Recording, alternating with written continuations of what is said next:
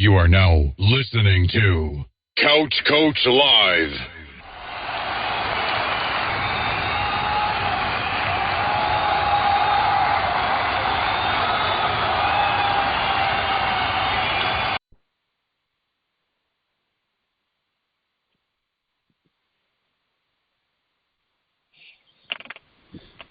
Yo.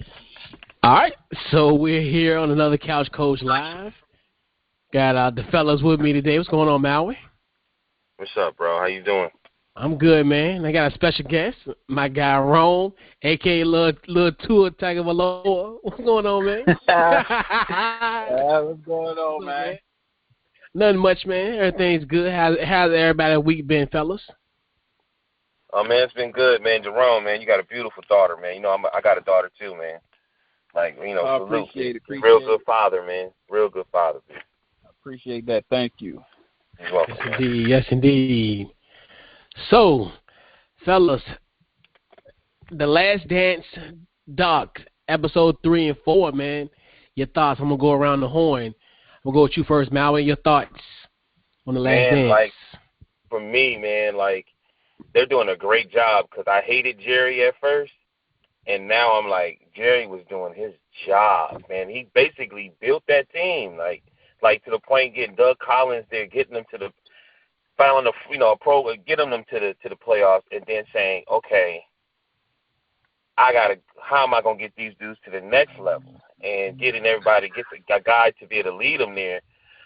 I'm like, remember I was having a conversation. I said, man, GMs they just be sitting there saying like they don't do anything.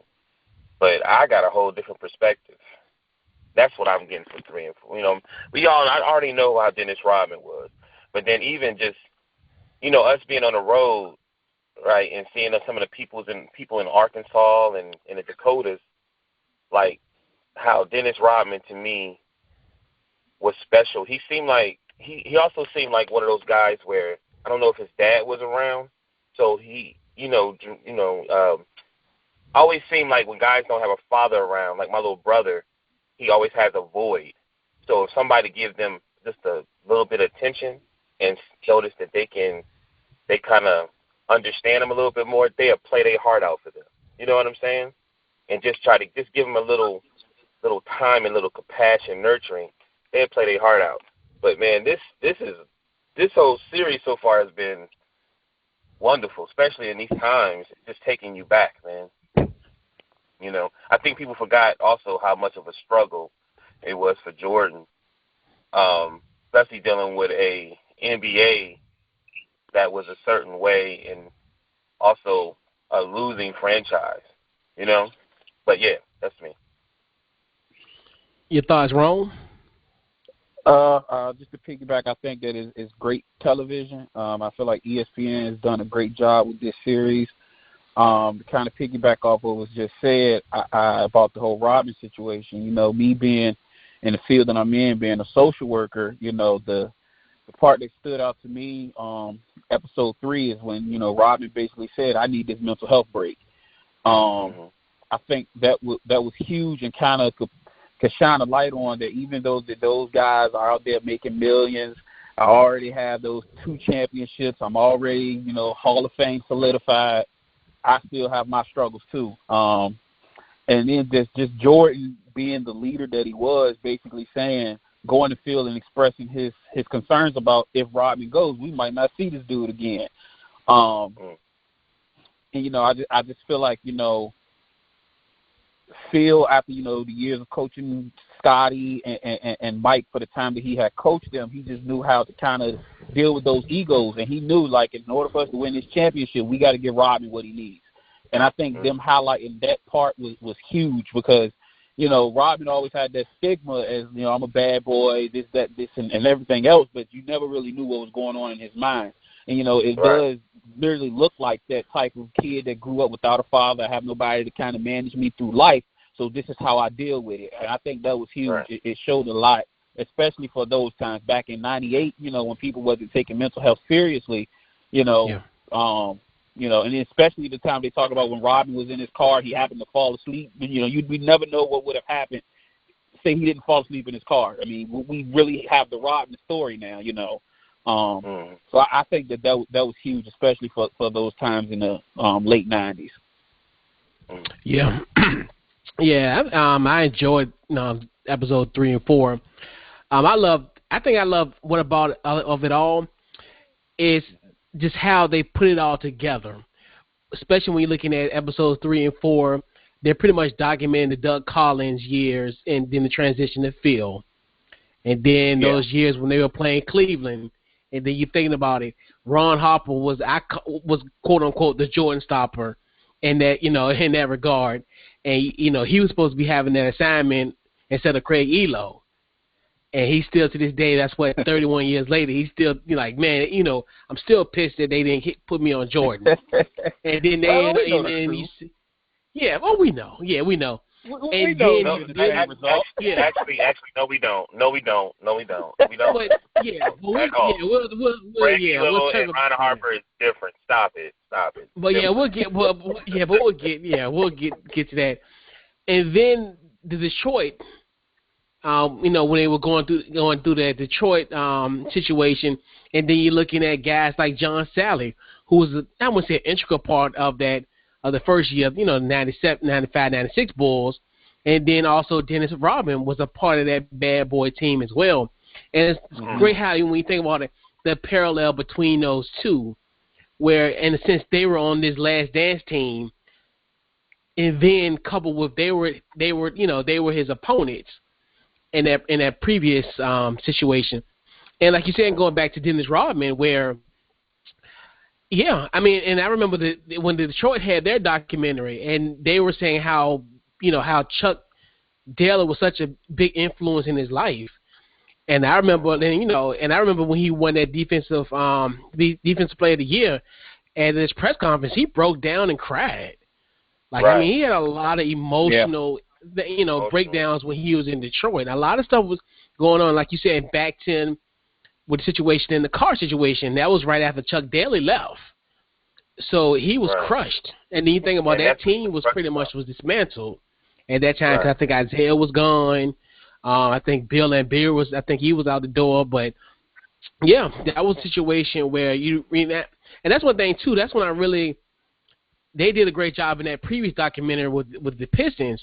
And they really showed, like, how he needed a lot of emotional support because I don't know if it was that documented, but I remember Isaiah Thomas was like, as far as how he looked at him, he's like my brother, and like, he almost to a point he was on the verge of tears talking about him, and just how much Dennis meant to that team, and then how much that Dennis meant to that team, and then and vice versa, where the team meant so much to him.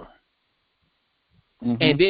And then what killed me, and then the thing with Phil Jackson, that lets you know that's another thing where he's such a good leader, because like you said, and I think, and almost kind of piggyback what you talk about on the road, how there's certain personalities, certain people, they have to have certain things so they can perform better.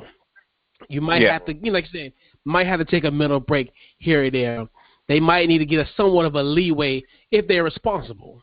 In that sense, where and then Phil was a lame duck coach anyway, so it was like a situation where people were like, "Oh, you wouldn't do that now." I mean, yeah, if you knew you weren't coming back, you knew this was gonna be your last shot in the championship, the dude earned it. Phil wasn't coming back regardless. Phil was, even if he was 82-0, he wasn't gonna make it. We all knew your boy Tim Floyd was gonna come in and rescue the Bulls. But yeah. Biggest takeaway, Mm-hmm. The weird thing, when I watched the whole thing, it almost looked like a documentary for Phil too, because I don't think Phil gets the respect he's supposed to get, and I feel like everything they all went through, Phil went through a lot too, and I think it was like, how I put things together. I feel like everything he went through with Jordan and Rob and everybody, it built him to have to deal with Kobe. You understand what I'm saying? Definitely. Like, and I really, really believe it. The whole time I'm saying, so everything that he went through, ins and outs, Dennis Rodman, I think his biggest thing was dealing with someone like Kobe. You know what I mean? Yeah. And because I feel like Kobe really used to get under his skin. Like, you know what I'm saying? Like, Kobe put years on Phil, and that's I guess you could say that's the takeaway I got from it. But like I really when I really was, to me, was just trying to figure out, like, how can this team be dismantled? And then I said, oh, I didn't know that Jerry made all these decisions to bring them together. You know what I mean? And they really seemed like they did not have no respect for him. You know what I mean? Gosh. But the ultimate funny, yeah. And the funny scene is, remember when they won a championship and he was dancing and they was like, man, Jerry, go away. Right. That was right. funny. Really, my take is, how do y'all feel about that? Like, because everybody seemed like Jerry was the butthead. Jerry was wrong. But how would you feel if you built that up and then you don't get the respect for it? Or is he just tripping? But he is tripping, because you think about it, GMs, do you really sincerely think, like, GMs get, like, credit like they deserve? Not talking about it. I mean, the only really, when you really sit down and you think about, as far as GMs who are like a respected, and it's probably because maybe, like, the only person I can really think of is maybe Jerry West. Right. I mean, when you sit down and really think about it, because I guess it's the fact that he was a player. And he's in the Hall of Famer. You know. But my thing, and that's right. He's a Hall of Famer. He's a logo. I mean, when you look back, I mean, I don't think it's more so. I think it was his ego. I think, in my honest opinion, because as the GM, you're just supposed to get it done. And then when he actually got his wish, it blew up in his face. But didn't everybody leave when he got rid of Phil?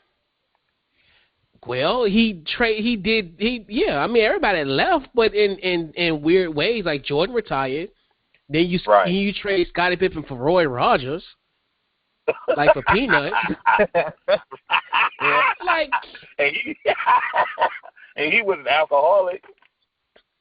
But I'm just like, I mean, everybody was gone. Like, it's okay to have a plan in place, but the plan failed. The plan failed, and I mean, if you sit back and you look at it now, I mean, look at the karma that the Bulls are going through. Right. I mean, it's tough being a Bulls fan now. And you're talking about one of the most prestigious organizations at one point, and now, I mean, we can't even win 25 games a season. I mean, Derrick Rose had his years with us where he did what he needed to do, but other than that, I mean, what have we had since he made that decision? I just think it was done prematurely, and like Chris said, I say it was a lot of ego in that. You had the greatest player ever, who honestly was still, I mean, he was on the decline of his prime years, but Scottie was still there. Right. And from one takeaway that I get from the whole documentary is that you know how smart of a basketball player Jordan was. Jordan was playing the game within the game back when he was losing to the Pistons. Back when he hit the shot on Craig Elo, because just remember, who was the point guard in Chicago on that second run? It was Ron Harper. He went out, he picked up Rodman, he wanted Rodman, so Jordan knew what he needed around him in order to win. Honestly, I feel like Jerry was just somebody, okay, whatever Jordan say, if you want to keep winning these rings, get him what he wants. I got you 6. Once I started winning them, I ain't lose no more. Right. Well, why do you think? So you just think it's just an ego thing? I don't know. When I watched it, it seemed like, I mean, I'm agree with you guys because I don't understand. I'm like, okay, well, what could he have done to add on to it? I was like, well, maybe he felt like. Then I was thinking today, okay, if he did trade Pippen, like, who could he like replace or like, you know what I mean? Don't like, because it seemed like sometimes he had an idea, just like when he brung Phil and he had to get rid of Doug Collins. I'm going to be honest with you. To me personally, I was like, Doug Collins looked like Steve Kerr. He having a real good time. He looked like he gambling and drinking and having a real good time with them Bulls at the time. You know what I mean? Like, he was like, shoot, man, go in the corner. I'm going to go throw dice with you too. Let's do it. Like, you know what I mean? But I just felt like, well, maybe he had a plan, and maybe he thought that they were going to trust because he felt like he the one that built the team. I mean, I don't know. It's kind of going back to remember how we were talking last week, because what happened with that, it like we saying, it almost kind of go present day where, like you were saying earlier, Rome, this was a prestigious franchise, And I remember I was telling you a story last week about Kevin Garnett that was not allegedly, but he was flirting with the Bulls. He, it was a point where his contract was over in Minnesota. And he was like, well, why would I go to Chicago if you're going to treat the greatest player on earth and you're going to just let him go? So that's the thing about it, where it became a cascading effect, because you remember, Rome, the summer 2000 was supposed to be like our year. Oh, we had Tracy McGrady coming. We had, everybody. Eddie Jones was coming. I mean, all these free agents coming to Chicago, Elder Brand is showing around the city, and none of them came. Who came? Yep. What, Corey Benjamin? No, Ricky Davis. Yeah. Yeah, thank you. I'm sorry. Ricky Davis. And Ricky Davis got a nice hefty payday. Yeah. Oh, man, I hope he enjoyed his money. You should have the Bulls or Cleveland. And that's what it ended up being, because when you sincerely think about it, that's what happened, because it's a cascading effect. It lasted years where guys were not serious to come. Like, honestly, it really wasn't until Derrick Rose. It's still he was drafted, and I mean, it's still that way. It still seems like it's a black eye over Chicago. Nobody wants to play in Chicago. Yeah. Well, I'm gonna tell you. Also, I think they put a lot of pressure on you to come to Chicago too, because I remember seeing in the newspaper when LeBron could have went anywhere, and they was like, "Do you really want to fill these shoes?" And I'm thinking to myself, I mean, Chicago, man, y'all ain't been in a position in a long time, man. Don't you want to just at least get back to winning championships, at least deep in the playoffs? Like, I wouldn't want to fulfill them shoes, not them Jordan shoes. That's a lot, bro. Like, yeah. But now he plays with the Lakers, so that's even more prestigious. Yes, and I was not happy. Yes, I wasn't happy about that either, because that's a lot of pressure. And being with Jordan, I saw something too where he was like, Dennis Rodman was like, man, I don't mind. That basketball is easy, but all this extra stuff, and I'm gonna be honest with you, and y'all may not agree, but when I look at him, I see a lot of Antonio Brown. I'm like, you tried to get attention this way, but then you got to deal with the good and bad of it. And then, Dennis Rodman don't have the best communication skills either, just like Antonio Brown, right? And I'm just sitting there like, wow. And then it's some emotional issues behind the scene, and you got to have a good coach that could deal with that. Like, think about all the stuff Phil had to deal with pertaining to Dennis Rodman. You know what I mean? That's just, that's a lot, man. It's like a circus. Absolutely. And another thing where I kind of liked about 3 and 4, and it's something I think you guys were talking. We were talking about it, but more so. But you really realize, in a sense, Phil and Dennis are a lot alike. Yeah. It's a lot of similarities. When you just, when you think about it, these guys were they were integral parts of a championship team as a player. And then just like this, and Phil was like somewhat of an outlaw, not an outlaw, but more so in that era, he was what you call like a hippie, or like like almost like a rebel. And that's how Dennis was. And I think that's another thing where you look at it, it's almost like a kindred spirit type of thing, where it's like, like you said, somebody finally gets him. In this stage of his career, somebody got him. Because, Bob Hill didn't get him in San Antonio. But, and then, he comes to Chicago and, and he flourishes. Yeah. Yeah. So, episode 5 and 6 this Sunday. What are you guys looking forward to in the next 2 episodes? For me, I kind of want to see, episode 1, the focus was Jordan, then Scotty, Rodman, Phil. I want to see if they're going to kind of implement the role players, because those guys played a huge role in a lot of that. To open up the season without Scotty, the struggles that we went through, like where were their thoughts? The cool coaches of the world, Kerr, Ron Hart, like those guys that were more so, they had to step up and at least keep us in playoff contention until we got Scotty back. and just to see if they're going to even, how they will address when Scotty comes back. How is he, accepted by the team? Because like they said back on episode, what was it, 2? Scotty could have had that surgery. You wait till the season start to have that surgery. So how did they accept him when he came back? That's what I want to see, if they're going to go in that direction, more so than anything. Yeah. Maui. I don't know. I think I'm already getting a lot of information, so I'm more or less stepping into it just with an open mind and see what else they can give me. Because they seem like I hadn't seen Horace Grant, so I was like, okay, and then boom, there he was. I was like, bet. Mm-hmm. You know what I mean? Yeah. But I ain't gonna front. I'm gonna be honest with you, because I put something on Facebook today about. I said, man, Jordan sure is snitching on everybody. I kind of want them to talk about, and that was funny. And it wasn't about the Pistons though. I'm talking about, like you said, the role players. You know what I'm saying? I'm like, yo, you ain't supposed to be telling no one. He's telling you don't put that on tape. I would like to hear more of that side, because I think that was funny. Yeah, Jordan.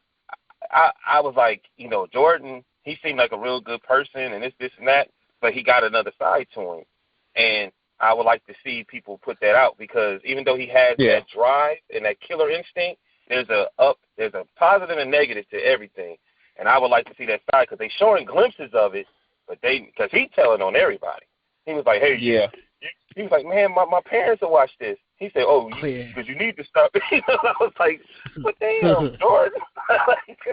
Come on, shout out to Scott Burrell. Our boy Scott Burrell.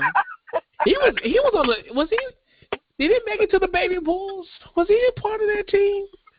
Or they let him go too? I don't even remember. I think he part of that 99 team. I do. I would like to learn more about that. But man, I'm satisfied. They getting me with everything. I like to hear the in the clause and stuff. I just want the truth. You know what I mean? Yeah. I just want the truth. So I'm satisfied with whatever they give me. For real, they outdoing themselves. Yeah. I mean, you're calling it The Last Dance, but you're kind of going over the career of the successful Bulls. It's not just the 98 season. Right. Yeah. Right. Like, I'm going to tell you, one of my best parts was, and this was beautiful to me that they put this in here, when Jordan went to the sideline and Phil said, man, Paxson open. And he tried it once, and then Paxson made the shot. And I said, wow. And he said, man, I did it again. And I said, oh, they going out their way and doing everything, giving us all that information. You know what I'm saying? That's what I want to know. You feel me?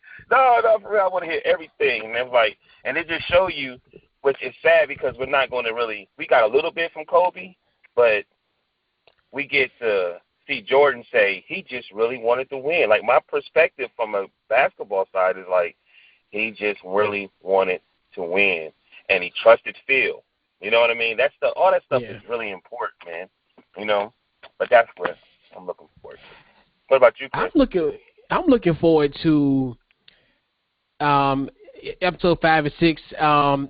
Where they left off his All-Star weekend. That's when you're gonna get the retrospective of that, and then going back to it, it ended at the first championship. So now you're gonna think about 92 championship, then the Dream Team, and then I think this might be and it might be a little tearjerker. I don't know. I'm assuming that I think Kobe scene is gonna be this week. I got a feeling it's gonna be this week. Because, they said he filmed that a week before he passed. So that's going to be a little – so I don't know. I'm thinking more so it would make sense to kind of have it right around that time, because that was the All-Star game, and that was pretty much Kobe coming out party. And, and I think they played the Lakers maybe like a few weeks after the All-Star game. So I think it would make sense, if I'm looking at it from a chronological order, that it would make sense that he would be in either 5 or 6. Yeah, and I'm just looking forward to it, and it's like almost like a cliffhanger, because remember when they left off in episode 4 is when they were in Utah, they lost. That was right after the Super Bowl, so they lost. And then that's when Jerry Krause made the big news of basically like Phil is done, and basically like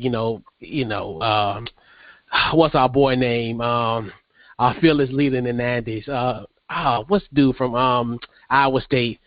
I cannot believe I forgot his name that quick. Who's our old coach, Rome? After Phil. God, I can't believe I done forgot that. Tim Floyd. Yeah, Floyd. Yeah. So that's when we kind of knew for certain like Tim Floyd was gonna be the head coach. But yeah, I'm just looking forward to it. It's gonna be another great 2 hours, and it's just funny. I feel like every Sunday at 9 o'clock, I feel like I'm a 13-year-old kid again. It's the greatest feeling. I hope they go into. Do y'all remember when Dennis Rodman was missing in the playoffs? And I remember it was Monday night, and I was playing ESPN, and he said Phil was like, "Man, I ain't seen Dennis. We don't know where he's at. Somebody tell us." So then I turned to Monday Night Nitro, and look who's walking out with the NWO. Man, I do remember that. Oh my God, I hope they talk about this. From the bottom of my heart, I hope they talk about that, because that was so gangster. That made wrestling like for a minute be so real. You know what I'm saying? I was like, yo, this is crazy.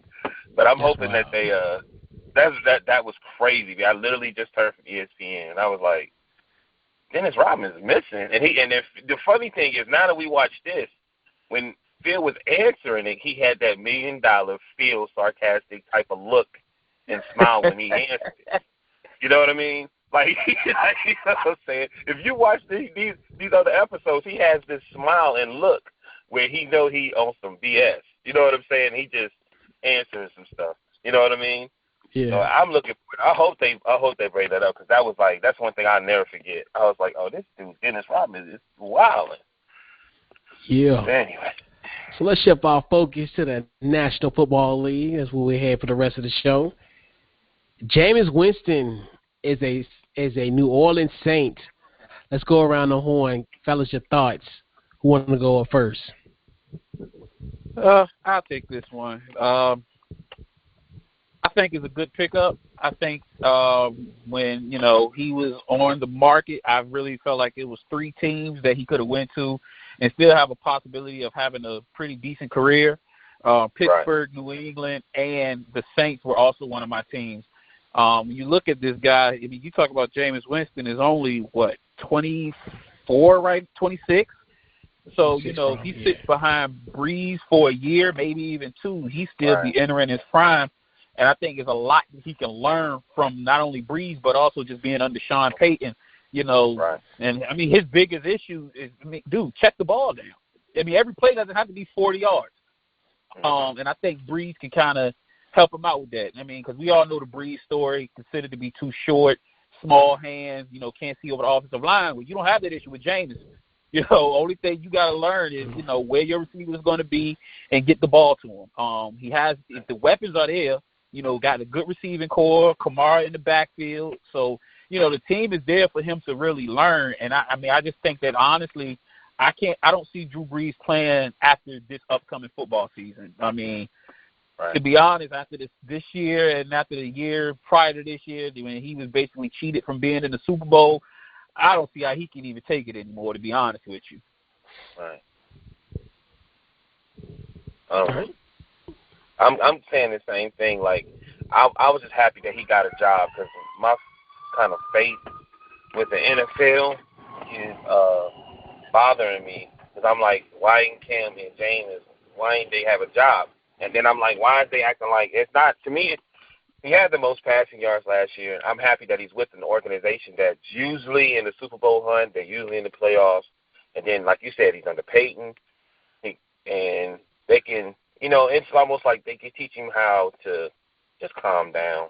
You know what I mean? It's just a lot of little. They can teach him like championship, I guess, Super Bowl type of what you need to do to win a Super Bowl. You know what I mean? Things of that nature. Like, I'm just really happy because, seeing Bridgewater and what he did last year, and I remember how everybody was being negative about this situation, thinking he couldn't do anything, and he did very, very well. So I feel like, let's say, I mean, I felt like he did well. Like I like to the point that Breeze had to come back, or he might not have needed to come back. They was winning. You know what I mean?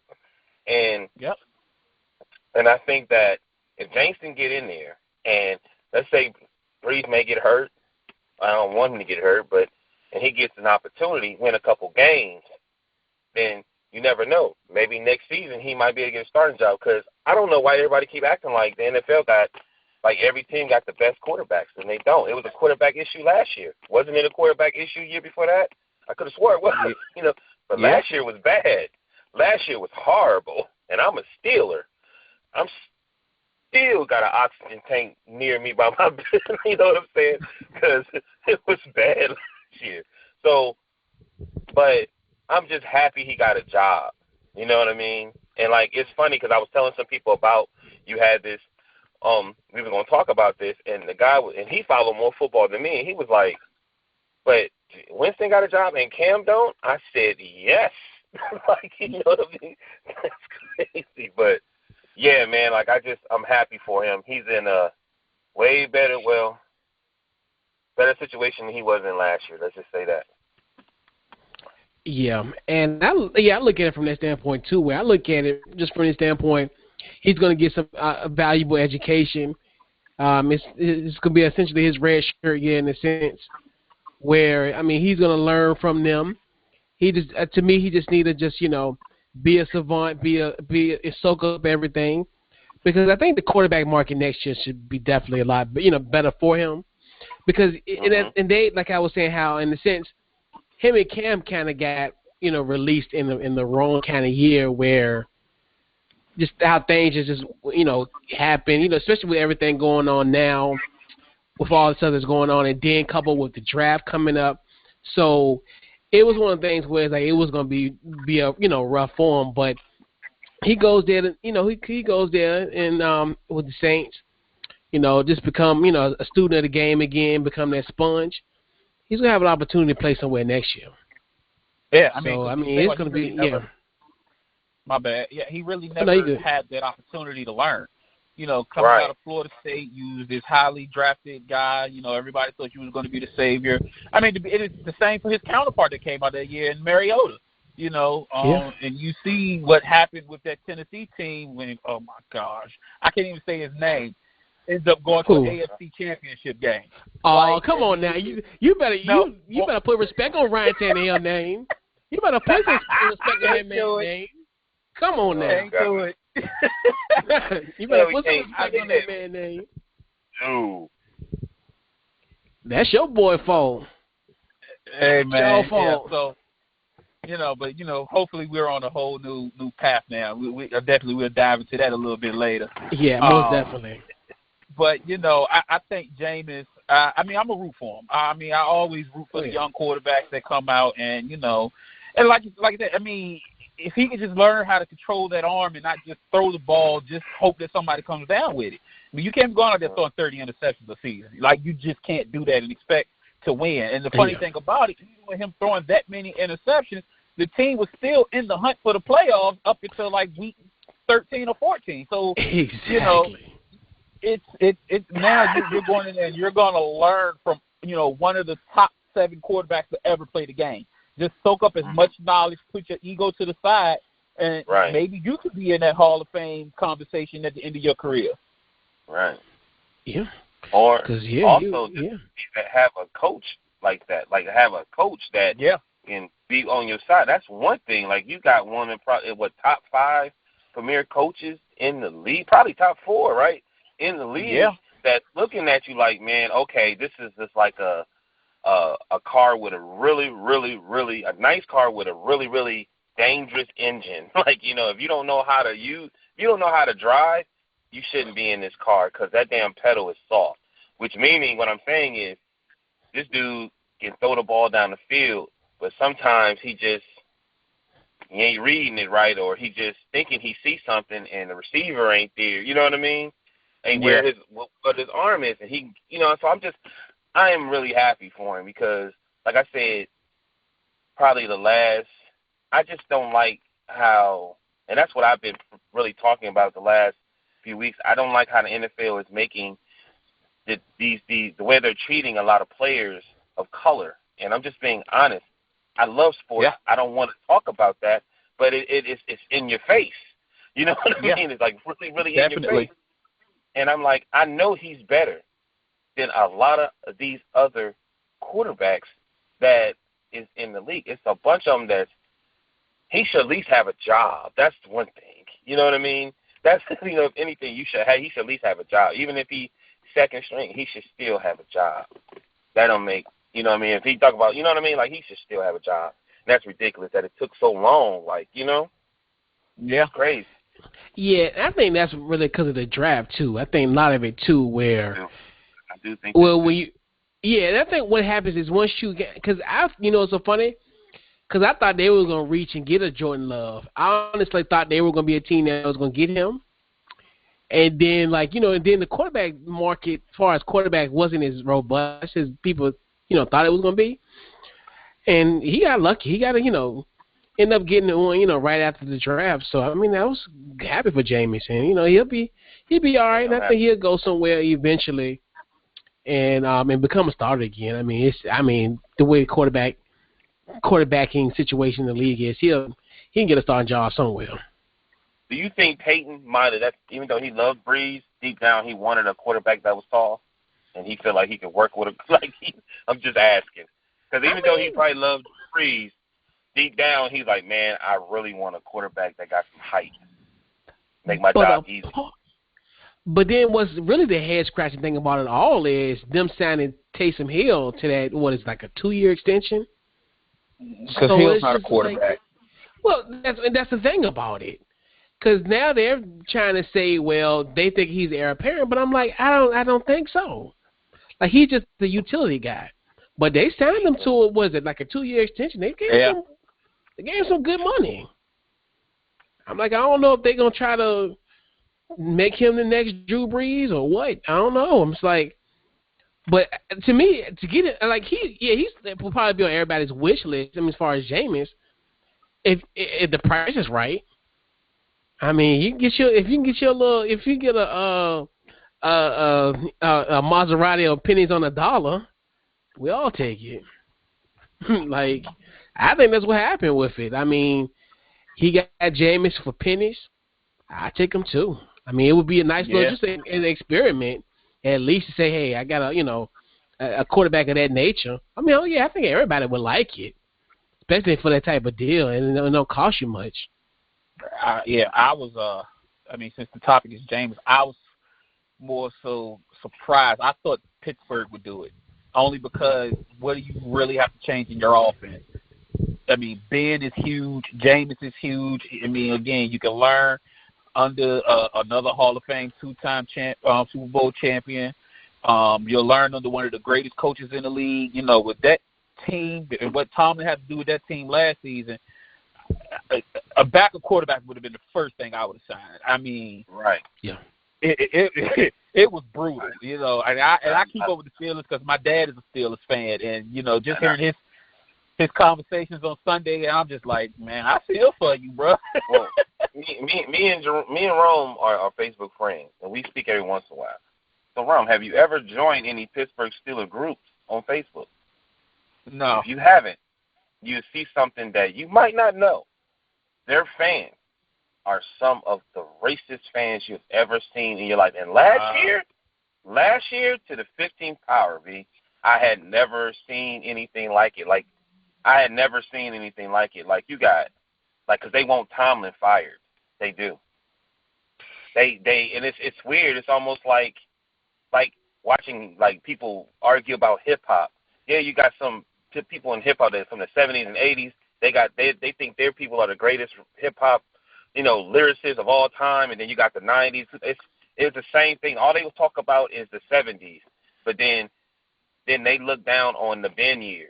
And then, well, Cowher is the better coach. And, and I'm like, man, do you understand really what Tomlin had to deal with to come in there? It's ridiculous. So a part of me, when I seen that all year, I would never, and it sucks because I'm a Pittsburgh Steelers fan, I could never say, hey, I wanted him to be there. I got it. And I swear, I wish he would have been here, but it's something going on in that team because they've been very quiet also. Yeah. Something's going on. But yeah, man. Jameis is officially a New Orleans Saint. So let's talk about the NFL draft. An unprecedented NFL draft, to say the least. First, we got to talk about your thoughts on the virtual draft. Let's go around the horn. Mal, your thoughts on that virtual draft? To be honest with you, I think the NFL I think they nailed it. I think, what could they do better besides to have it like it usually is? I didn't know what to think about it. It was thought process, I just thought they did a really good job. I thought it also gave them something. It was raw. It also gave them something. Gave people on Monday, doing First Take and Undisputed, gave them something to talk about. There was a lot of stories that were trending that you might not have seen, like females, jumping in the players' labs and things. But it was raw to me, and I thought they nailed it. The only thing they could do is, do it like they used to do it. But doing it this way, I thought it was very entertaining. I thought it was creative that each team, like, he'd say, okay, you guys make noise, and it would be like the Falcons. It'd be the Falcons about to pick, and then he'd have the fans on the monitor. I thought it was very creative I didn't even think they were going to do anything like that. They found the way to keep the fans in, and the way everything is looking might end up being this way for a long time. So I was very and let me tell you why I said that too. I think it was cheaper. You know what I mean? And it just was raw to me. You know what I mean? And I wish I wanted to speak. I thought they did a good job. It could have been a lot worse. You know what I mean? Like, it could have been fans and this, next, something. It could have been a lot worse, and I thought they did a good job. It was first time. It seemed like people were very uncomfortable, but they made it happen, Thoughts, Ron?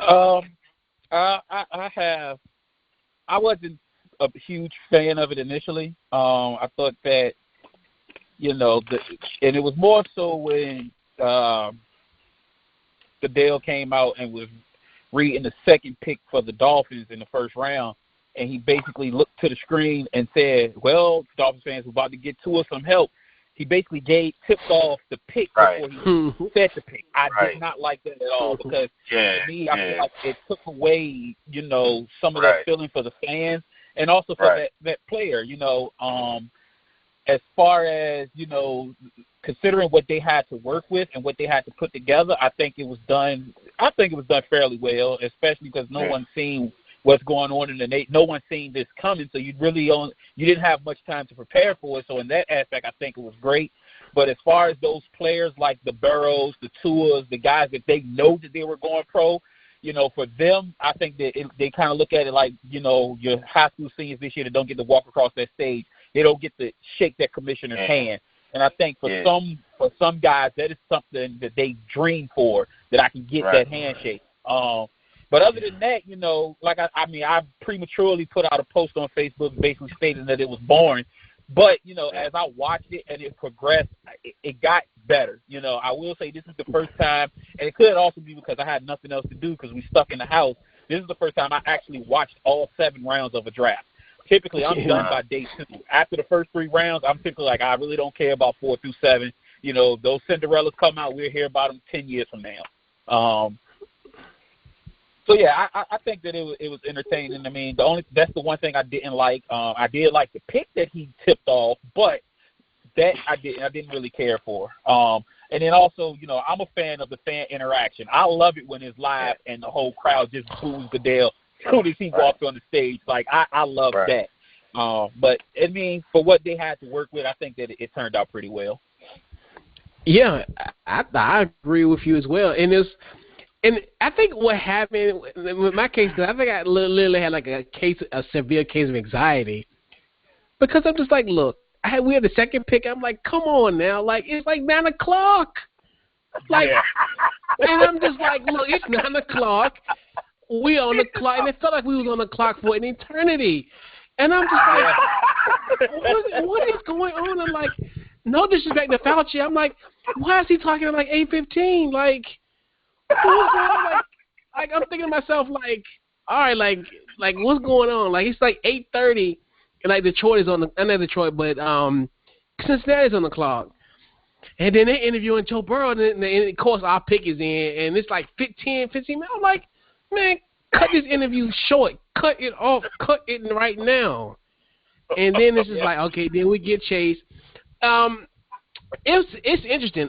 Like you said, this is the first time I actually watched the whole draft, like from start to finish, ever. Like normally, like you said, Saturday I check out. Like literally, Saturday I'm done. Friday I'll be around, but Saturday from 12 to what 6 o'clock? What was it? 6 or 7? I think 6 or 7. I was glued to it. And like you said, go back to your point, Maui.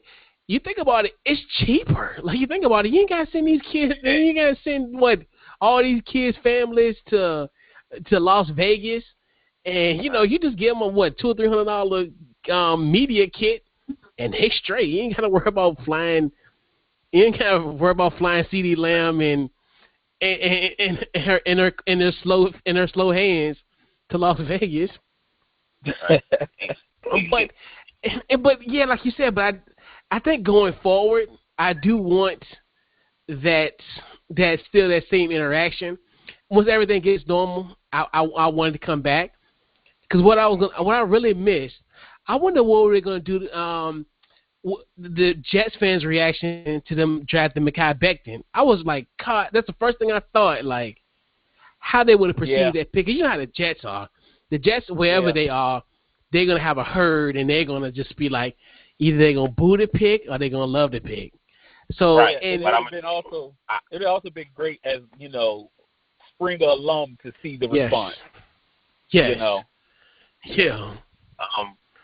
Well, from what y'all saying, I think that they did a good job by saying when they made that pick, why would they make that pick? And it said because that would help Le'Veon Bell. And I got Jet friends, and I'm telling you, they was doing every TikTok dance, like saying big house Bible. They were doing everything because they were so excited. That dude is huge. I just want y'all to tell you, he's huge, man. And I'm excited because I'm a Le'Veon fan, so I'm like, thank God they got him something. And I think even Le'Veon. Anyway, we can talk about that later. We ain't even going to. We go talk about that. But I want to say one thing. I wanted to say, with this though, and everybody locked down, and we're watching the draft, right? But I think there's a lot of people who's never had a chance to actually use technology and be a part of the draft. While you're watching it, and you're on these sites or Twitter or whatever, and you get to make your comments, and you get to see you interacting with people that you don't even know that's watching it. You understand what I'm saying?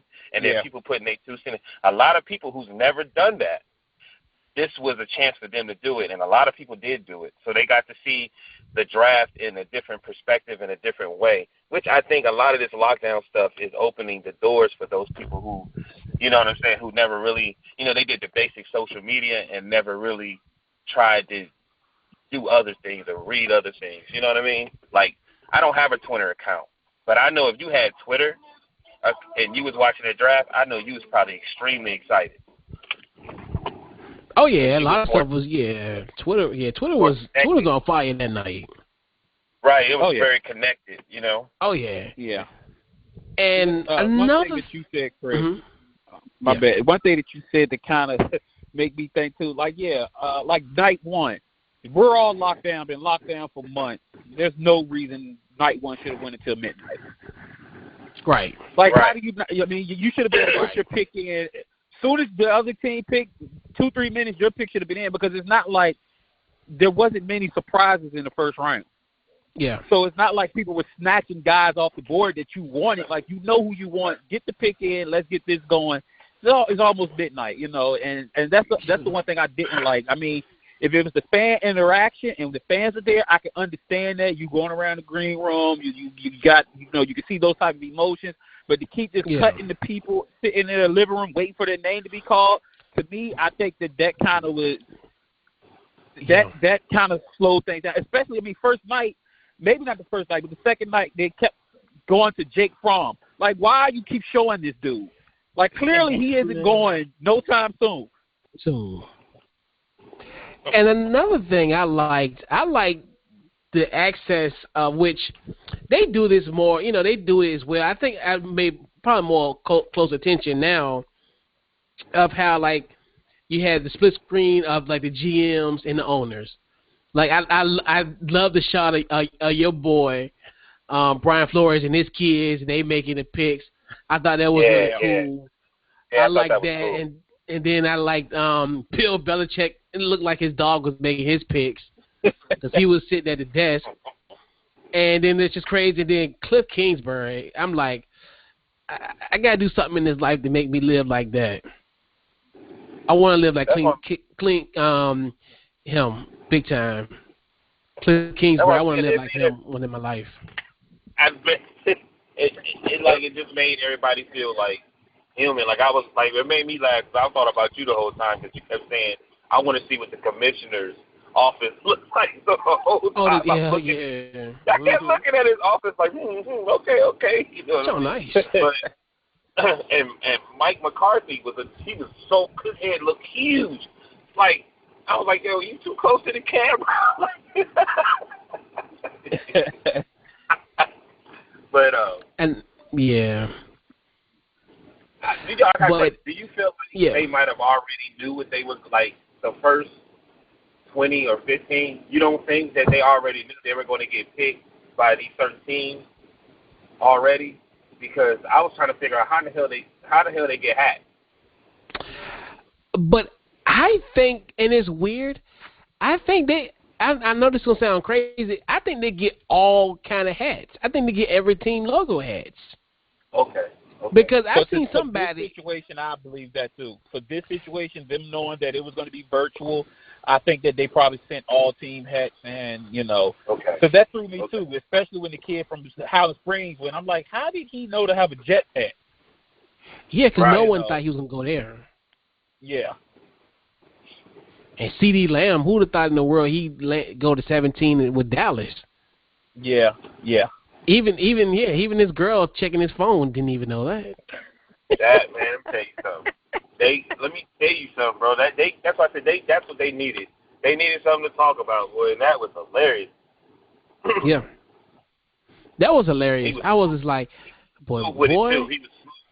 He didn't even look. He just grabbed it out of her hands. And, I know one thing, and I know even though I'm going to have to see him twice a year, but in Madden 21, he better have awareness of 100. Because I don't know how on earth he's seen that on the phone and then was able to have the wherewithal to take it out of her hand. Because he know her. That's awareness 100. I mean, yeah, but that's awareness. That deserves a 100 rating on Madden for awareness. That scared me because I was like, oh, wow, like he has that type of awareness. Yeah, we might need to try to double coverage him. Man, and then he pulled the girl out of the dude's lap. I was like, oh yeah, the dude from that was crazy. Yeah. Don't you know that the people from the NFL probably was like, oh my God, I hope nobody saw that.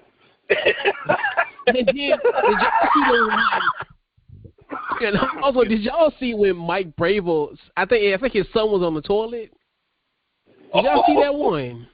No. Because he had the door open. He was sitting on the toilet. I knew that was going to happen. I'm telling you, man. You see the one when the dude's father acted like he fainted and was rolling on the middle of the floor? Oh, Kinlaw. Yes. Oh, yeah. I would have, Shoot, because that's crazy. He went to 13. I'm like, wow, that's crazy. Like, that was a good pickup for San Francisco, big time. Especially after getting rid because they, because they traded who they traded? Shoot, I can't believe I forgot this dude's name. Yeah, because they traded him to Indianapolis. God, I forgot that DN that they traded. But anyway, yeah, man, it was fun. It was perfect for the Demon with the circumstance. Definitely. I mean, I don't think I would want to see this long term, but for what it was, I think it was good. I mean, it did its job. You know, it had people. I mean, we had something to watch all weekend from the draft I know. and transition to the Last Dance. So it was exciting. It was a great sports weekend. You think the NBA gonna do the same thing? I hope not. Well, they probably gonna have no choice, and then that's another nightmare because the way things are going now, they talk about trying to push the draft to August, but like, how can you draft in August if you have a season going on? And that's just gonna be a mess. Yeah. It's gonna be a mess because then you thinking the draft might be in October or September. Who knows? They might have to. I mean, we really sit down and think about it. It might be virtual unless they take them to Vegas or whatever. But yeah. So the biggest winners in the draft, in your personal opinion, fellas? For me, I said the NFL. Okay. Who you got wrong? For me, I think that the Ravens, that first round draft pick, they was the biggest winners. That picking up Dobbins and that offense that was already the number one offense last year, the number two rushing attack, giving Lamar Jackson another weapon. I wanted him so bad. I mean, they took him off the board right from us. I believe we had like the next pick after that. But after I saw Flores' reaction to their pick, I don't think we was going to him anyway. He seemed like he was like good. They didn't take who we really wanted. But I think that pickup was huge. I think Baltimore, they were already there this year. I think this might be something that puts them over the top. You pair that with Mark Ingram, that's a backfield that's difficult. And I mean, you know what Ohio State running backs are notoriously known for doing, and I just think that he's going to be a good fit there. Yeah. And it's funny. It's a lot of teams I think were big winners. I hate to say this, but I think Cowboys did a pretty good job drafting. Getting a guy like a CeeDee Lamb, and then getting Trevon Diggs in the second round, which I really thought was going to be. I think I had him in a market like 15th, 16th. I think I had him like mid-first round. To get him in the second round is just tremendous. But I think the sneaky big winner, the Carolina Panthers. I think with them getting 7 guys on defense and the guys that they got, you look at it, they got Derek Brown, then they got Yetur Gross-Matos,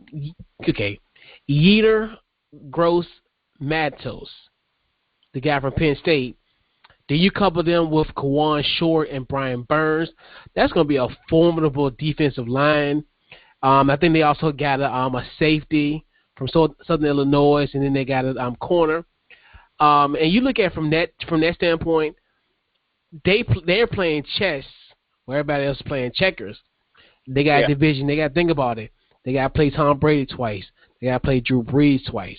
They got to play Matt Ryan twice. Like, those guys, like, look, we need to get tough on defense. We got to secure this line. We got to get some decent corners and defense safeties. And this team, and I call me crazy, you couple that young emerging defense, couple with a guy like a Teddy Bridgewater, who's the ultimate game manager, coupled with Christian McCaffrey. I can say this now. What today is April 28th. That Carolina Panther team might sneak up and might vie for that 7th spot. For that 7th spot in the playoffs in the NFC. That can be scary. Yeah, I agree. And that's why, another one of my winners. Of course, I got to throw my boys out there. Yes. With the Tua pick, I wasn't too happy initially, but seeing what they picked after him and finally went in there and got exactly what we needed, I think that helped us more so than it's ever helped us. Typically, the Dolphins are drafting on prospects. This year, they went out and they got guys that play in systems that they had to actually learn how to play the game. It wasn't of course, they're going to need the fine-tuning, but I think with Flores and what he was able to do last year with that team when, he gave Josh Rosen a chance, he stunk it up, so he pulled him and put back in Fitzpatrick, and the team started to play for him. I think that his command of the locker room is going to have those young boys inspired to prove to everybody. Tom Brady is gone now. The Jets, you never know what you're going to get with them. And Buffalo, while they look like to be the team on the rise, they aren't out here beating the world. So we're literally right there if we can have that front five, because we all know in football, that's where it starts on the offensive side. If you can't protect that quarterback, especially a quarterback coming in who's fragile like Tua is, if we can't protect him, we're not going to have this guy for our future. So we need to go ahead and get these guys so we all can grow together and really learn how to win. And I think, like, if the Dolphins, who are also notoriously known for letting go of coaches and not giving the coaches a chance, if they give Flores the opportunity to be what I think he can be, I think we're going to be contenders in 3 to 5 years. Yeah. And, speaking when you talk about Josh Rosen, I thank you so much for that win because we needed that win. When he's stuck it up in that game, he's talking about when they play that Redskins team. But thank God, I'm glad he did. I'm glad Fitzpatrick came in the third quarter in that game. I was like when he came in, I was like, oh Lord, we about to lose. I tell you, it's so funny. I'm sitting at the house, I'm just like sweating, like, oh boy, Fitzpatrick in the game now. We about to lose, and we almost did lose in that game too. Yeah, he almost pulled it off. But thank you, I appreciate it, because damn, they would have been like, oh, we need to get, we probably got the first pick then, and it would have been like, oh man, y'all got to go get Joe Burrow. Nah, man, no. Yeah. Thank y'all for letting us have that choice. I'd rather draft at 9 o'clock than 8:30. But and then also I think the Vikings did a pretty good job in my opinion. I think getting a guy like Justin Jefferson was a good pickup for them, especially after them losing Stephon Diggs. He's decent receiver. And I think him and Kirk gonna have a nice little connection. I think. Then them getting Jeff Gladney, the corner, and then they got a sneaky little move in Ezra Cleveland, which sucked on my end because I really thought he was gonna go. I thought Trent Williams was gonna go to Minnesota, but they don't need him. That they just drafted this guy. But those two I think that really stood out. And a couple other teams did great jobs too, but for the most part, those are the two I think that stood out. So, fellas, the biggest loser. I'll go ahead. You guys went deep, so I kept mine simple. I put the fans and the players that were drafted for, like you said, not going across the stage and being able to shake their hands. And I knew that I seen, because I was on the road, and I saw that Jerome put on Facebook that he was bored. And I felt like you guys are real boxing. I mean, not boxing, but sports fans, NFL fans, so y'all take in all that passion when your team is being, being that whole thing, that Amazon of the draft. And I was like, man, I know everything that's going on. Everybody locked up. It's taking away stuff that, especially being a man, we work hard, and there's certain things that we look forward to. You know what I'm saying? And it's just taking from it. We let all this stuff sacrifice. Yeah, we don't worry about it. Yeah, it's the draft. It's the playoffs. Leave me alone. And you know what I mean? It's kind of been taken away. So I was like, and this is me talking. This, honest to God, I was on my way to Fredericksburg. I was working. And I see you put that on, and I was like, oh, man, I hope it get better. I was like, Jerome, just give it a chance. You know what I'm saying? So I don't lie. I was like, man, just give it a chance. You know what I mean?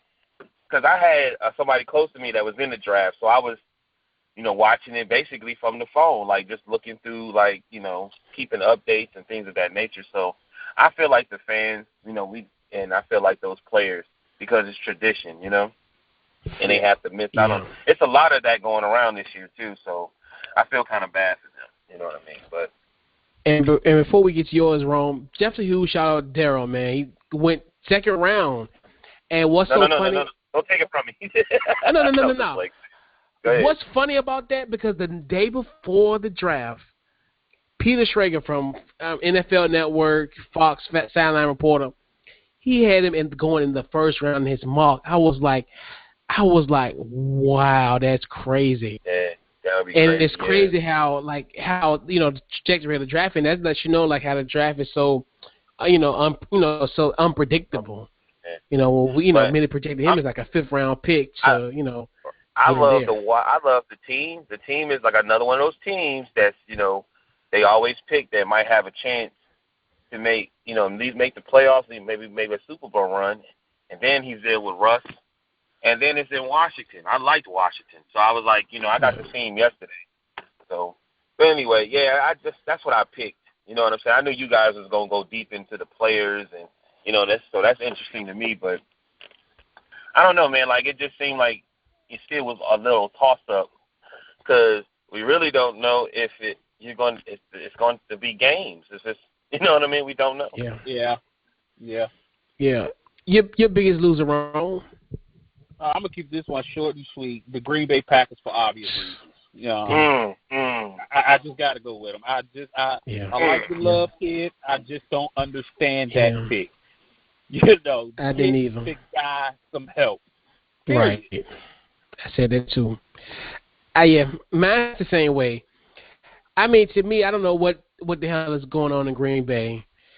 I mean, I can see you making this move if you're like a 9-7, 8-8, like you barely sneaked in the playoffs. This team was 13-3 last year, and it was in the NFC Championship game. Exactly. You trade up. Now, imagine, it ain't like he just fell into your lap. No, you traded up to get him. This is intentional. Now, this ain't like just something, like it almost like how Aaron Rodgers got in Green Bay. Like that was the ultimate fell in your lap. Like that will never ever happen ever in life. Exactly. Then you come and get this guy, and I'm thinking to myself, you still had so many decent receivers on the board. Like I'm telling you, they still had like T. Higgins, for example. He was the one that got drafted on Friday. You could have got him, and I'm not trying to say like T. Higgins was going to be a difference maker, but hell, he could at least get you about 800, 900 yards, about 50, 60 some receptions, just to help you with the. Because all you have is Devontae Adams and Devin Funchess.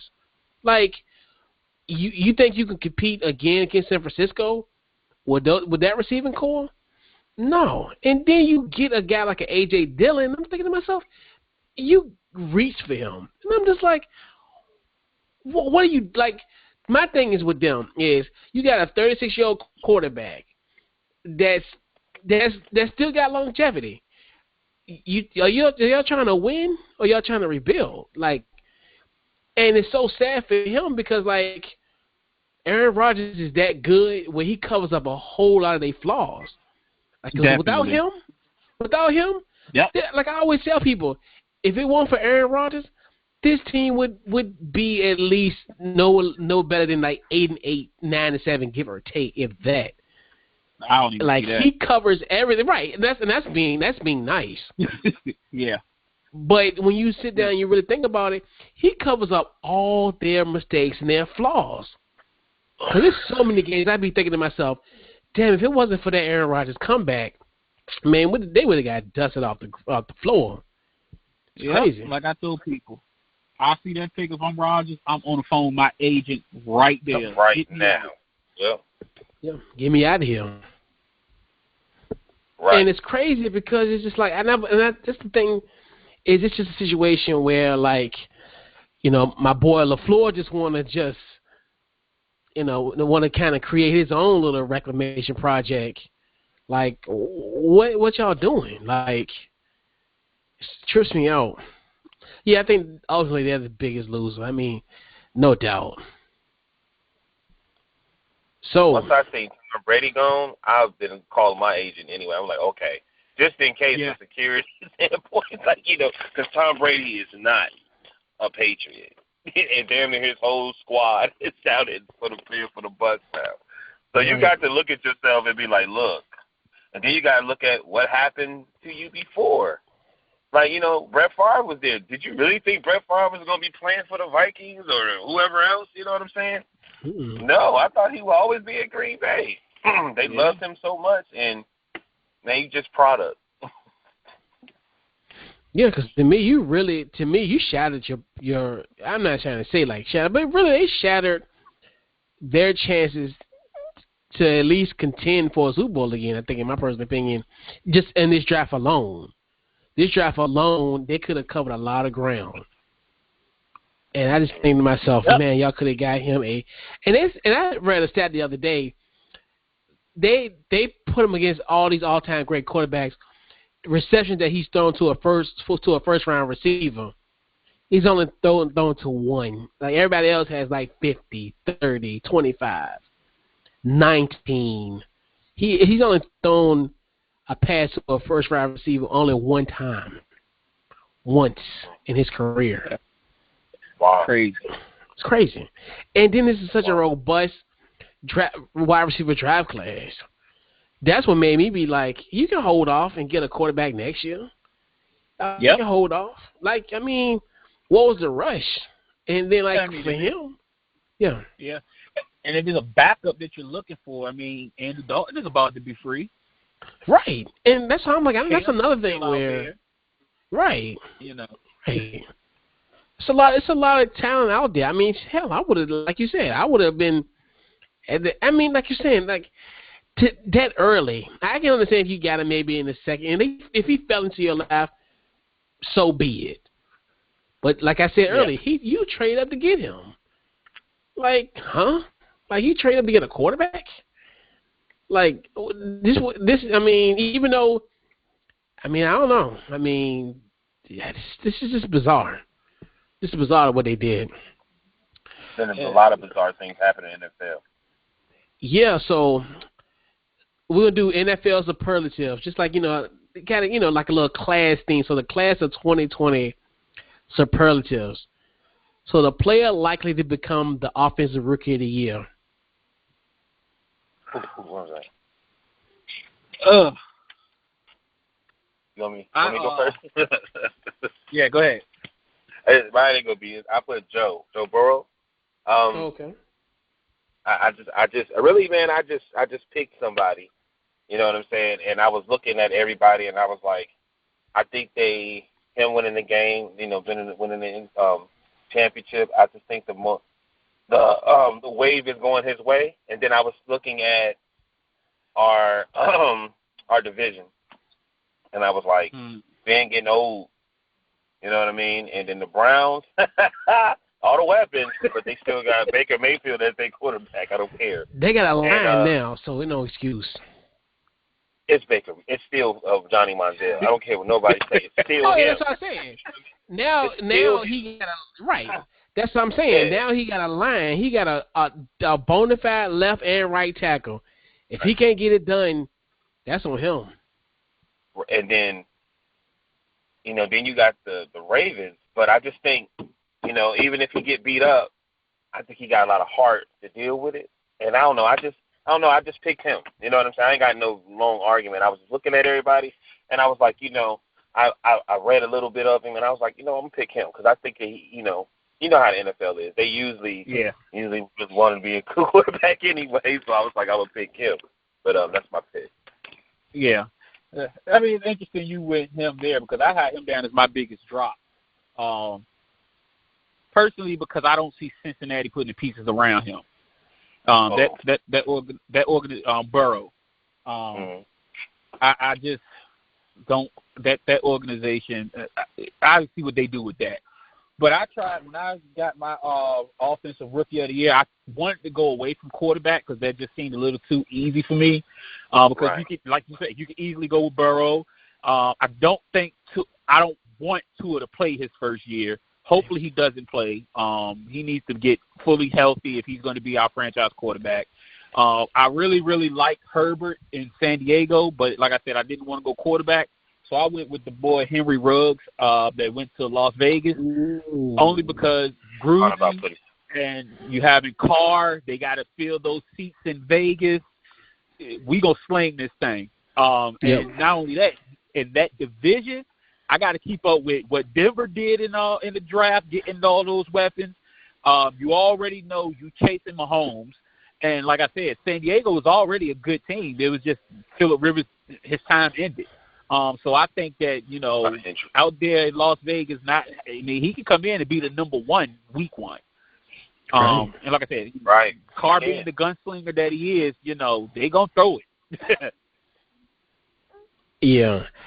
And like you said, I didn't want to go to. My thing is, I kind of cross between two. I can't never really. I'm so indecisive with it because I can make both compelling arguments. My first one, I honestly, to be honest with you, I would not be surprised if his former teammate Jerry Jeudy becomes it. Because now him going to Denver is amazing because now you think about him and then the other wide receiver on the other side, and you're like, Drew, and like this could be the year where I think Drew Lock. This could be like a year where it's like, okay, well, we're gonna see what he can do. Is he gonna be the bona fide? Is this the apple of? We know this is the apple of John Elway's eye. So it's just gonna kind of, it's just gonna work. And then if it does work, I think he's gonna be an integral part of it working in Denver. And also, I talked about Justin Jefferson earlier for Minnesota. I think he's gonna be a solid guy for Minnesota. And I think that team is gonna be still, and plus they're gonna have a little bit more success than I think of Denver. So I think he also could be an integral part of their offense, especially coupled with Adam Thielen. And so you look at that, So that's what it's gonna be, the cross between those two. So, player likely to become the defensive player of the year.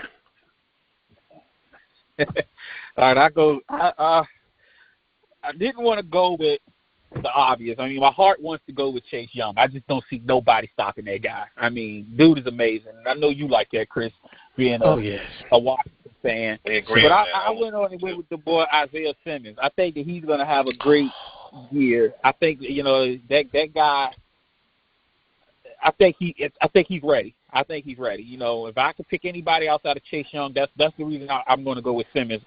But I mean, my heart says it's going to be Chase Young. I don't see no offensive lineman being able to block that kid really. I mean that's who I went with. Isaiah Simmons is who I'm going to go with. Okay. Who you at? I was going to put Chase Young too. You know what I mean? I thought like you. I was like, man, it would be easier. So I know these dudes going to try to make me look bad because I know they know all the information. So I was like, let me dig a little bit. But then I thought about last week when I said this guy may drop, and it was A.J. Terrell. But then once I talked to Chip, and Chip was breaking it down, I was like, okay, so he really could play a lot of different positions. You know what I mean? Like, not just linebacker, he can play corner also, he can play safety. And I was like, oh, so a coach, and him being a coach is going to love him. You know what I mean? So I put him, I think he's going to be dangerous. Then it'd be a first year. They don't really know which way he's going to be just yet. You know what I mean? They don't know his tactics or how he's going to move, if he's going to be over there. And I think that, so I picked him just to, based upon once I started seeing some more information on him. You know what I mean? Yeah. And you guys think it's gonna be unanimous. I didn't put Chase Young. I know that sounds crazy, but a part of me, I think Derek Brown. I think he's gonna be a big part of Carolina. And it's funny because when I said last week, and I think I had Derek Brown slide to Carolina, I think since the jumps, probably since I think I first did a mock back in March, and I was like, man, if he goes there, like he's gonna make a immediate impact for them. Chase Young, I think he will. I mean, he'll have a great year as well. But I think, as far as, and I think it'd be a little bit more a team success on the Panthers end too. I think, and I know, do you really add like team success to it? But I think, if you play a big role in the team winning, and as a rookie, I think that really would count a lot. So I look at Derek Brown. I think he'll be the defensive rookie of the year. The best player in 5 years. I'm going to go first. I don't want to mess his name up, but it's the Springer. How you pronounce his name? It's Mekhi? Did I say it right? Yeah, Mekhi Becton. I put him there because I just feel, like I said, he's a big dude, and I think when you have a patient running back like Le'Veon, I think they're going to work well together. You know what I mean? Le'Veon, and he's athletic. You know what I mean? I was thinking, I was like, yo, he's a big dude, but you know some of them dudes that be on the line, they don't be real athletic. This is a whole different monster. Like, who can I compare him to like a pass, you know, in his position? Because I don't think, you know what I mean? Like, I'm looking at him, I'm like, oh, he's too athletic, man. You think you pushing him one way, he can easily just switch up, and now you going the other way. You know what I mean? His feet is quick. But that's who I picked. I picked him. Shout out to you, Springer boys. You know what I mean? Yeah. Yeah. Well, mine is all biased. Tua. If he stays healthy, I'm rolling with Tua. But health is what's going to matter. If he can stay on the field and if he can stay up under Flores, and, of course, we have to get a reliable receiver.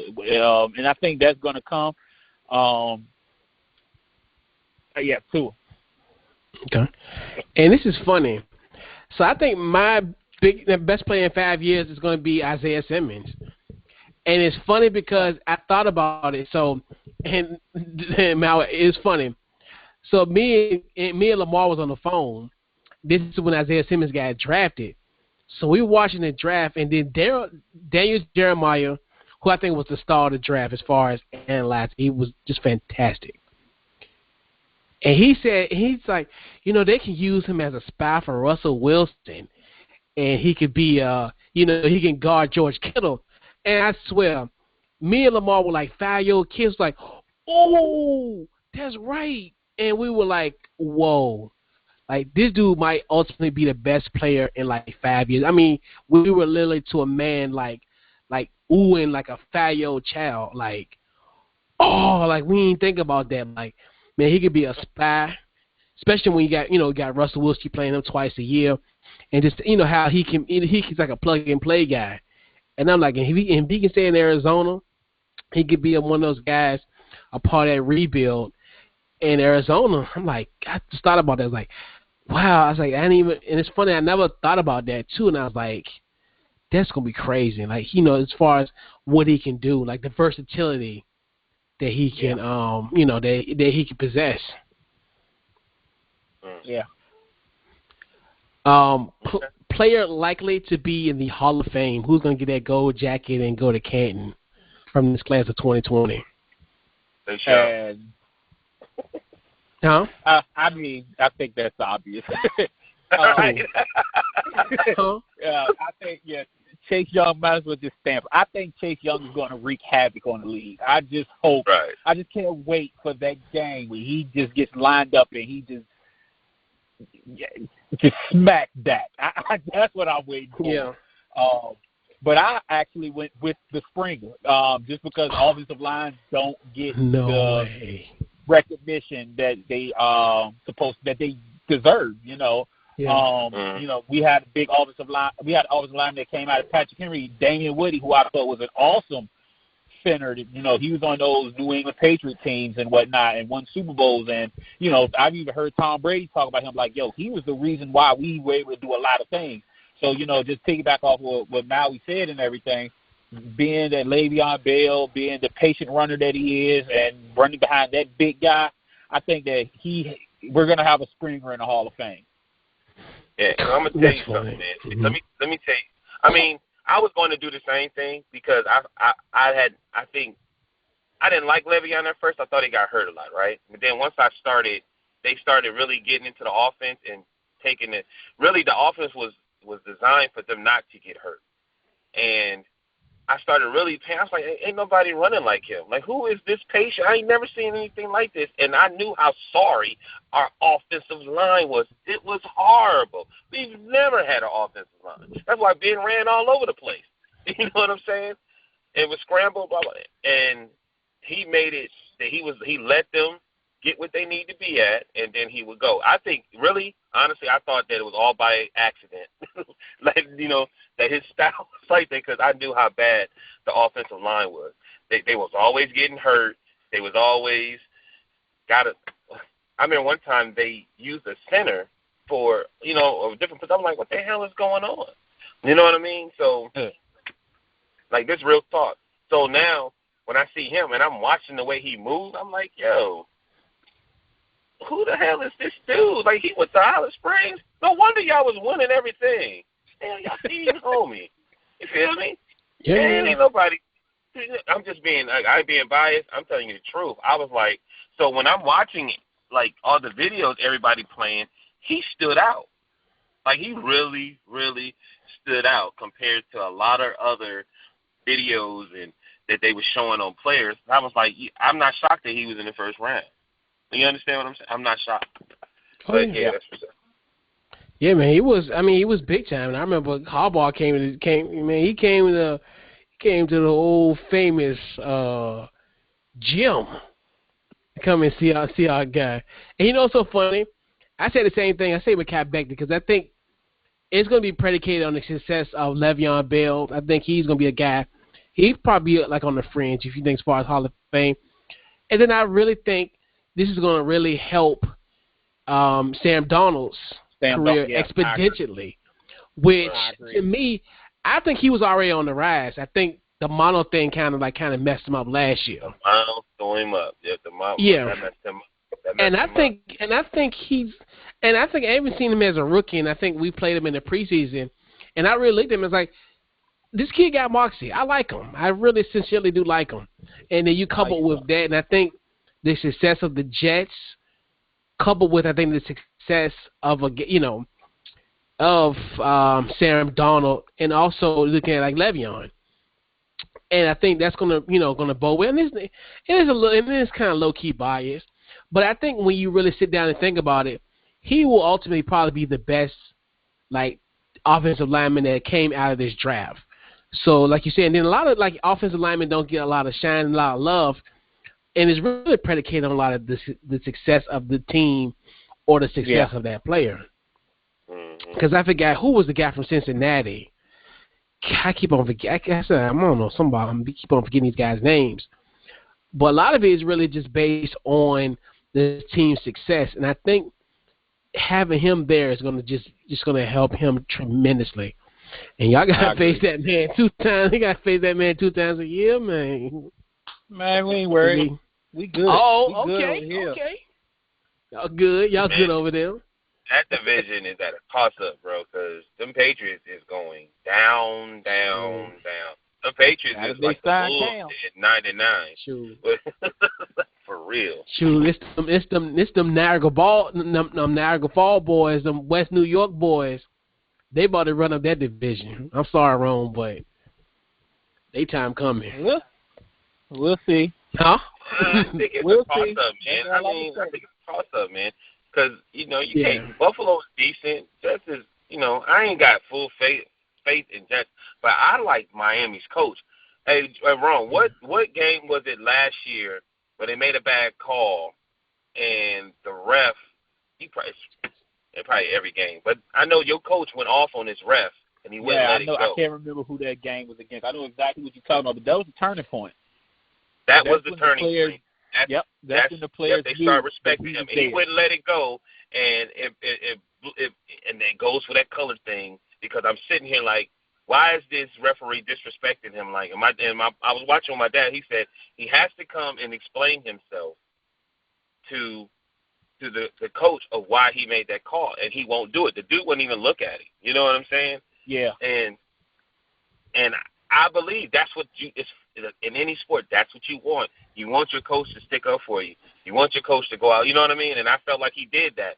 I didn't know who he was. I just thought they just threw somebody in. And I was like, when I saw that, I said, yeah, I'm going to start paying attention to them now. You know what I mean? And that's the reason why I'm not on the Jets, because you got the Dolphins' old coach. Philbin is not going to fight. Right. Oh, yeah. Right. He don't even know what he needs to do. You know exactly. That pick that he just picked, right, with the Springer dude, like, he was just saying last year he didn't even know Le'Veon was going to be there, but you make that pick, sounds like to me you think you want Le'Veon there, but he was like, I don't know what we're going to do. Remember that? He was like, is Le'Veon going to be here next year? Oh, I don't know, blah, blah, blah, blah, blah. So, like, why – and that's another thing. Why is a coach like that even in the league? You know what I'm saying? Yep. Like, seems We like he know doesn't why. care. That's y'all know, Jerome. You know that's Peyton Manning boy. So Yeah, you know that y'all. That's the reason why y'all was so smitten on him. Like, oh, he was the offensive coordinator when it got dusted in the Super Bowl. Oh, let's go and get. And you know, what's so funny. I think he's still a decent coach though. So you know, it's okay. I mean, y'all see, y'all can find out. Let him play on your team. Gates. Let him play on your team. I mean, hey, I got Riverboat Ron. I'm good. See? Last year, I might have been like, okay, but I got Riverboat Ron. I'm good now. I'm good. Okay, so final superlative is the quarterback likely to lead team to a Super Bowl win. Oh, man, this is bad. I couldn't. All right, so I put two quarterbacks, and I probably seem lazy. It's the same quarterback. I put Burrow, and I put Jordan Love. Now, the reason I put QB Jordan Love because I kept seeing on the internet karma. And I was like, okay, Aaron Rodgers looked like he's a emotional type of guy. Like, you know what I mean? Like, I ain't playing, fuck y'all. Like, stealing ain't that type of person. And I just felt like, and then this is my real point. I feel like the Bengals Bengals coach, and I feel like the Packers coach is actually, I call them Madden coaches. Like they coach based upon analytics more than the feel of the game, and I feel like they offensive minded also. And when you have somebody like an Aaron Rodgers, he plays with instinct and more than analytics. You know what I'm saying? And that's why I picked them too. If you want to believe that lie.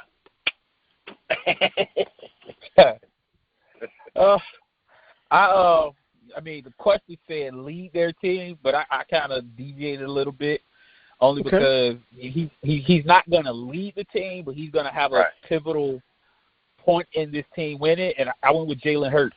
I don't like the pick, only because I don't like him coming in for the guy that's going into his third year who was an MVP candidate prior to getting hurt. I don't like how it's set up for Jalen. But I do think that, he will play a part in Philly. I think they're going to take that Saints offense to a whole nother level. But if you needed me to pick a traditional quarterback behind center, I'm going to go with Tua, just because I want a Super Bowl. You know what's funny? I almost picked him, no lie, because I felt like, okay, I was like, well, why would they get him when they already got, you know what I mean? The Eagles already got their quarterback. I was going to pick, because didn't they draft another quarterback, the Eagles? Yeah, they drafted Jalen Hurts. That's what I'm saying. So I was like, okay, that's what I said. I almost picked him because I was like, why would they do that? You know what I'm saying? That's more controversy. And you know what I mean? I don't understand why teams why you would do that. But I'm guessing y'all probably know better than me. I don't get the Buffalo getting from when you have your guy already there. Yeah, you got the all-world Josh Allen. Yeah, I'm telling you, get a little experience. I'm telling you, them West New York boys, they're gonna be a problem. But anyway, if you're prophetic, you said Jalen Hurts and the Philadelphia Eagles, then shout out to our guy Kevon Wallace. He'll get a Super Bowl ring for your premonition. But I'm coming home, Rome, man. I say Tua. Out of all the quarterbacks, I don't really think Cincinnati. I think he will be solid. I think they probably can win their first ever playoff game since like '91. I can see that happening. Mm-hmm. I don't see Justin Herbert with the Chargers making it. I look at it from the standpoint. I think y'all just building it the right way. And I think it's just being built the way it should be. Like we always say, stop reinventing the wheel. You take care of your interiors, your defensive line, offensive line, get those squared away. Everything else falls in place. Stop reinventing the wheel. And I see what they're doing, and that's what you're supposed to do. What Brian Flores and the folks down there doing, they're doing what you're supposed to do. So I look at that where I think in a couple of years, you guys will compete. I mean, it's not even a couple of years. I think even next year you'll compete. Because y'all was 5-11 last year.